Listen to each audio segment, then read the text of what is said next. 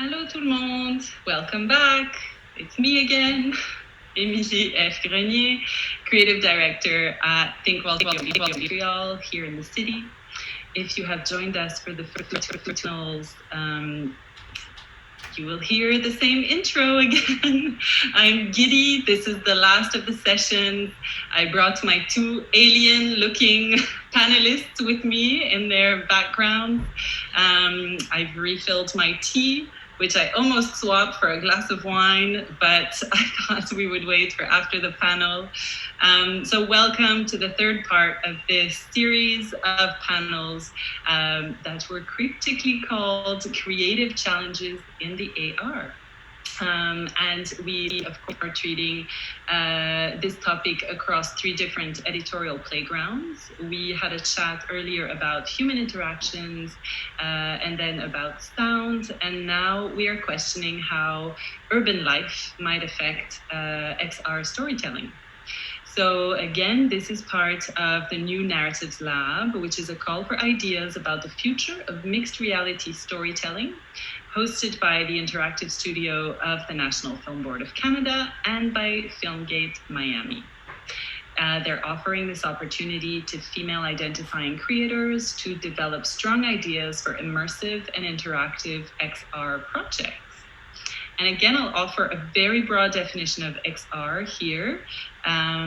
So combining layers of digital content with our real and physical environments. So this definition is purposefully broad so that it is welcoming to our breadth of panelists.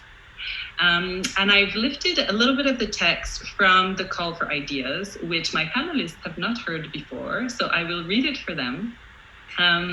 It's a critical time for cultural exchanges that support conversations, creativity, knowledge, and growth.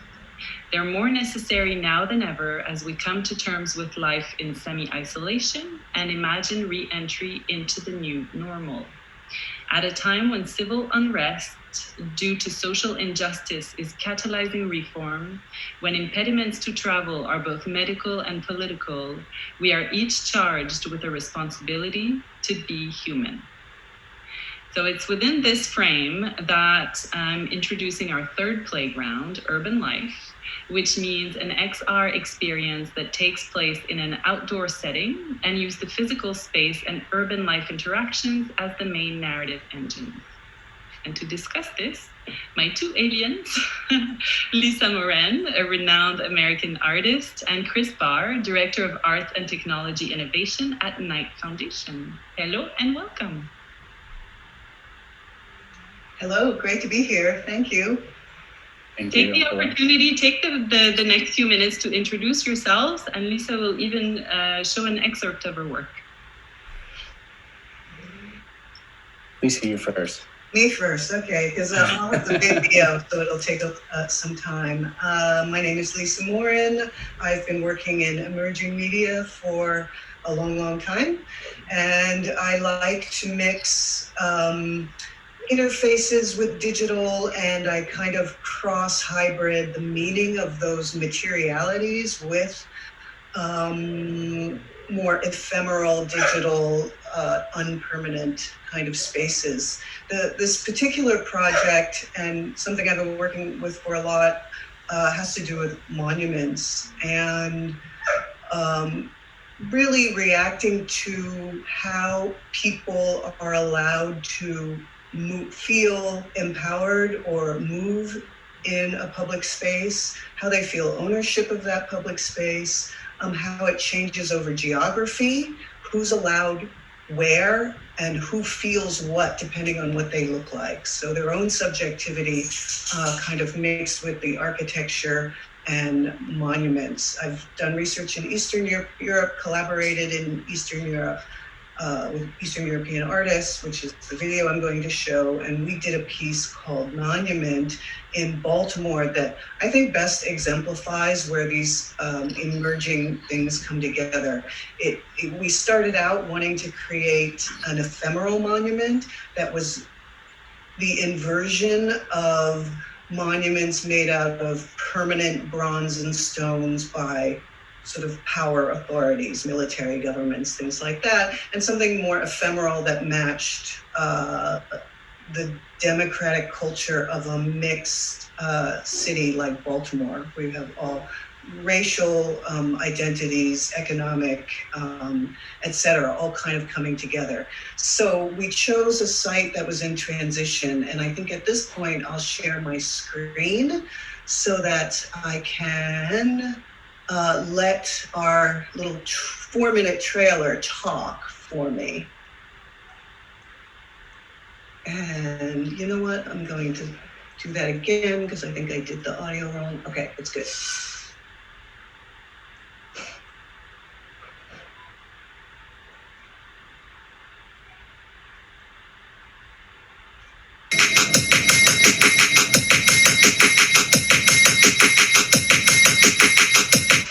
We had a right because it was a public place to stand there. And because we had a right to free speech, we could have those signs that said peace on them.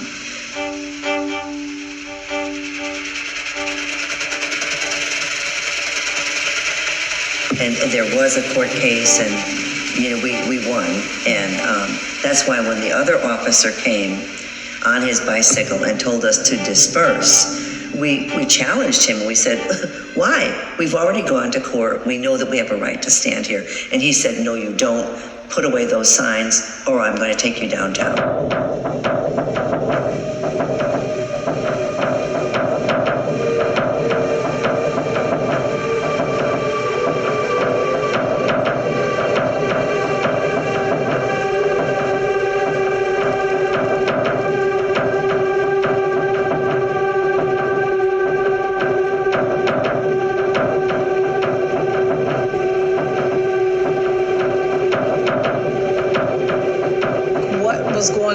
This is across the country with Occupy.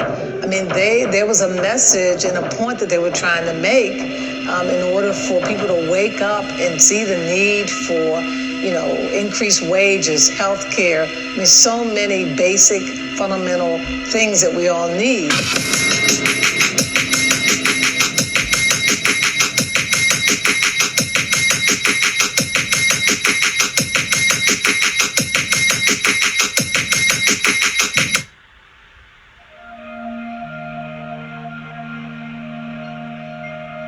We draw things and design things, and we anticipate the world in which they exist in order to allow people to react to things in ways that they hadn't reacted to before.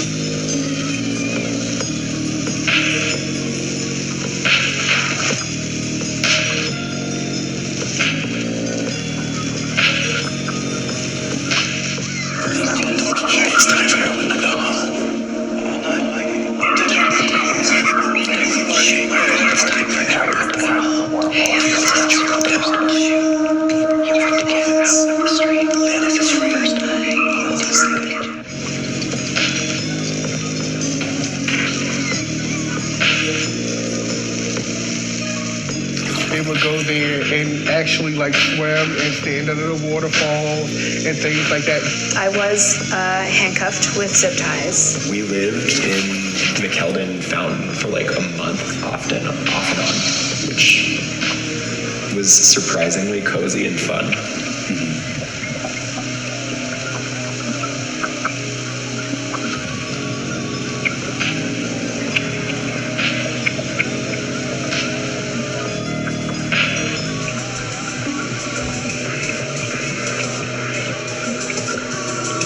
I spent the whole day thinking about world peace. Okay, so let me turn that off. Thank you, Lisa. So I do want to say my collaborators, Martin Baraja and Nea Tomschitz in Ljubljana, and James Mayhew in Baltimore, and Balti Virtual was our developer. Thanks, Lisa. This piece is really hauntingly beautiful. My heart was literally broken. Oh. Not literally, but when the fountain was demolished when I saw the trailer earlier this week.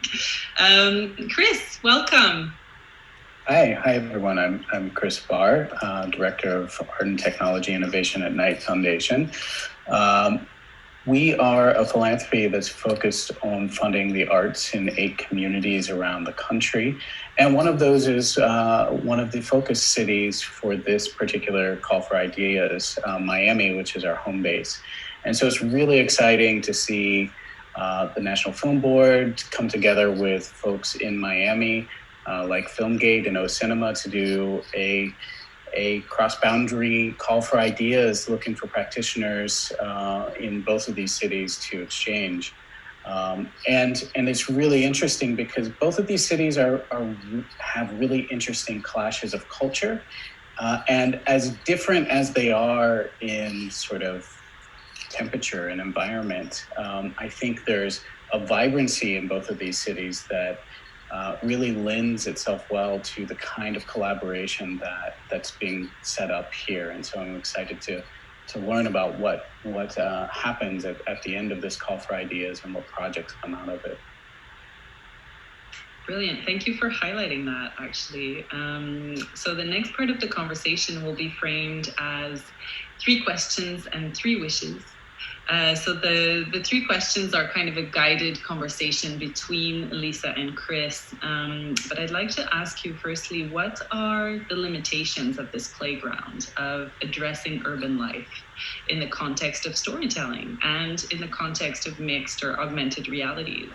What challenges are you currently facing, or the artists that you're working with currently facing or avoiding in their practice today?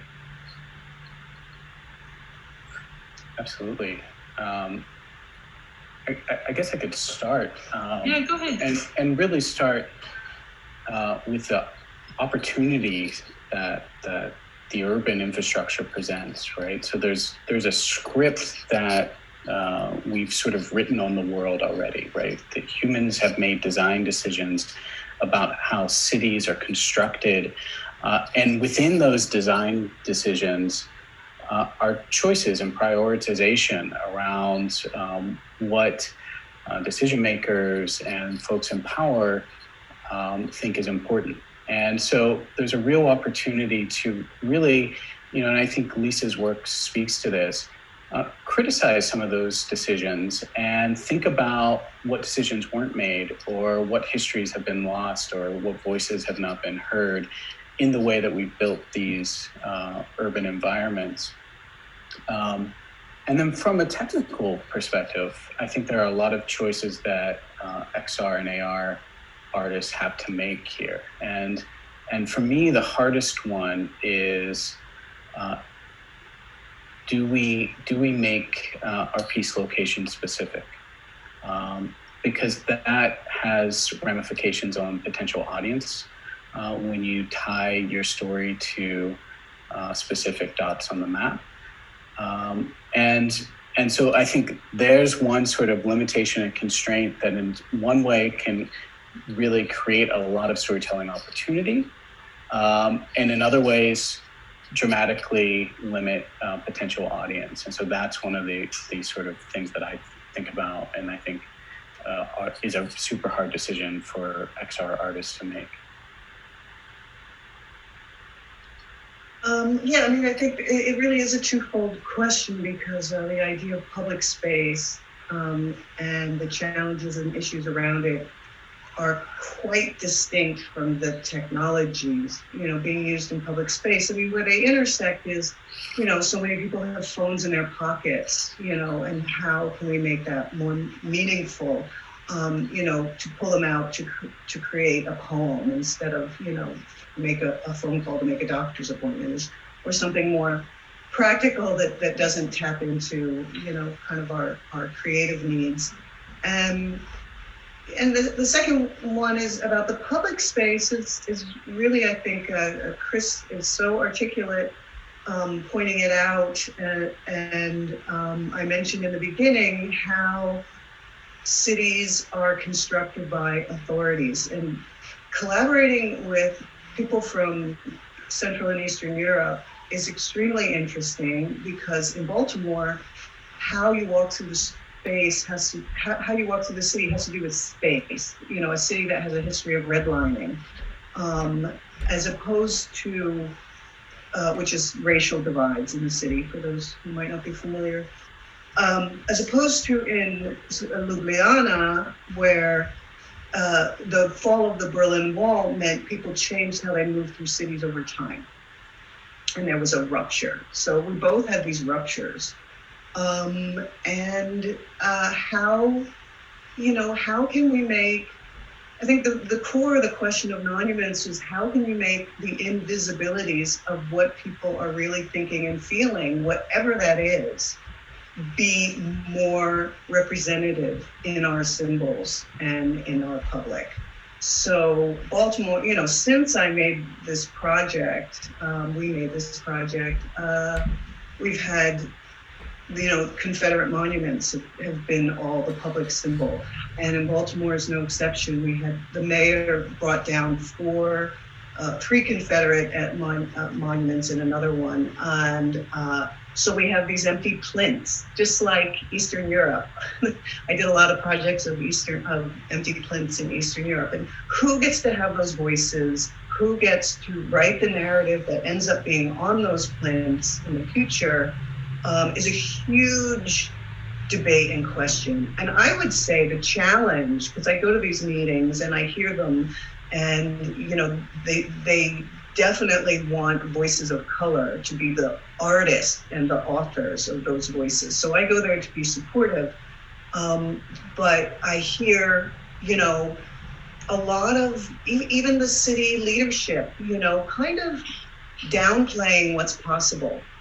And I don't, I'm like, think big, don't sort of start with, well, the city probably won't give us any money, so we'll do just a simple performance. And I'm like, that might be the perfect solution, but think big, try to get the money, try to get the Knight Foundation in Baltimore, and then, bring it down. What is your real dream? And is your dream to repeat the authorities of the past and the bronze figurative sculpture, or is there a new form that is more representative to a contemporary and maybe future symbol on those plinths? So those are, you can imagine they're little hairy debates that go on in our community. That's a great insight, and it leads me very well into this little future forecasting exercise that I'd like to do about the years to come and finding relevance in our work and in the work that we put out there in the world. We're in the midst of pretty intense collective trauma for various reasons, and coming at it from different angles, definitely.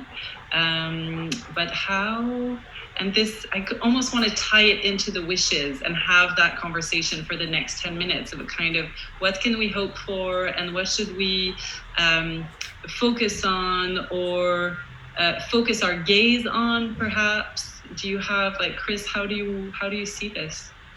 Yeah, I think, especially within the context of this discussion about urban life, right? I think urban life really has at its base the real promise of human cooperation, right? At its root, the fact that millions of people can live together and coexist in a single city, who can specialize deeply in an area of trade that they're interested, and expect that they can provide for other areas of their lives, right? So we've gone through human evolution where we're not subsistence farmers anymore. We can each do our little bit, and we can do it cooperatively together.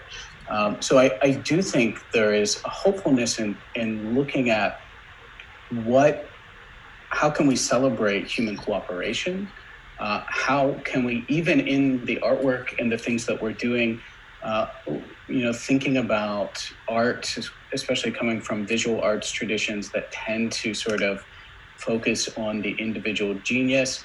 A lot of these new technologies and XR, this is a team sport, right? This is about cooperation. This is about bringing someone who has 3D skills together with someone who has storytelling skills, with someone who has sound skills, and then can get those things to an audience. So for me, the really hopeful piece is around cooperation. And I think Urban Life is one model and story about really the promise of human cooperation.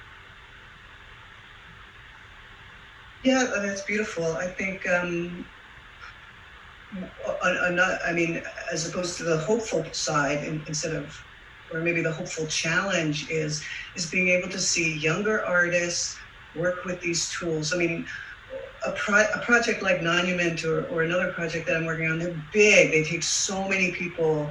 It takes so much funding, to get it in the App Store.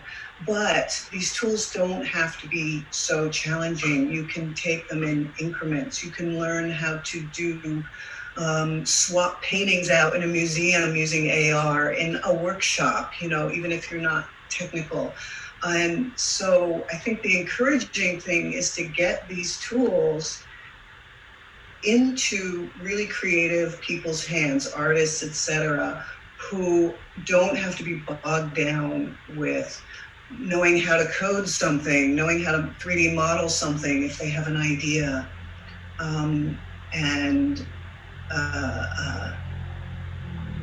So making it really transparent and accessible to a lot of people as a kind of stepping stone or building block to creating bigger projects, I think is necessary.